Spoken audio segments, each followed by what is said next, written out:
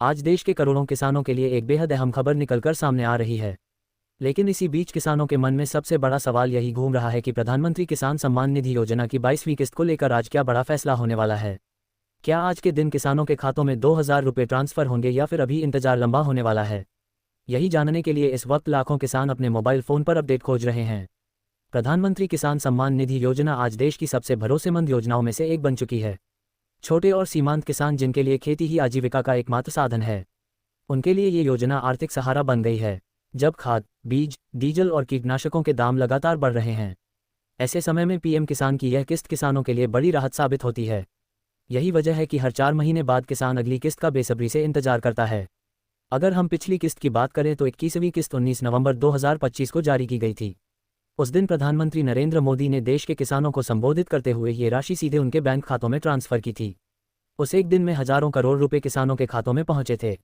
ये पैसा बिना किसी बिचौलिए के, बिना किसी भ्रष्टाचार के और पूरी पारदर्शिता के साथ डीबीटी के जरिए ट्रांसफर किया गया था। सरकार का दावा है कि यही पीएम किसान योजना की सबसे बड़ी ताकत है। प्रधानमंत्री किसान सम्मान निधि योजना के तहत पात्र किसानों को सालाना 6,000 रुपये की सहायता दी जाती है। ये राशि 3 बराबर किस्तों में दी जाती है और हर किस्त के बीच लगभग 4 महीने का अंतर रखा जाता है। अगर इसी नियम को आधार बनाया जाए तो नवंबर 2025 के बाद अगली किस्त यानी 22वीं किस्त का समय धीरे धीरे नजदीक आ रहा है। बीते वर्षों में कई बार देखा गया है कि सरकार राष्ट्रीय पर्वों के आसपास बड़ी योजनाओं या फैसलों की घोषणा करती है। इसी वजह से किसानों को यह उम्मीद है कि आज या आने वाले दिनों में पीएम किसान की 22वीं किस्त को लेकर कोई बड़ा ऐलान हो सकता है। लेकिन इसके साथ साथ यह भी समझना जरूरी है कि सरकार किसी भी किस्त को जारी करने से पहले पूरी तैयारी करती है। इस बार सरकार का फोकस सिर्फ किस्त जारी करने पर नहीं बल्कि संगीत ये सुनिश्चित करने पर ज़्यादा है कि योजना का लाभ सही किसानों तक पहुंचे।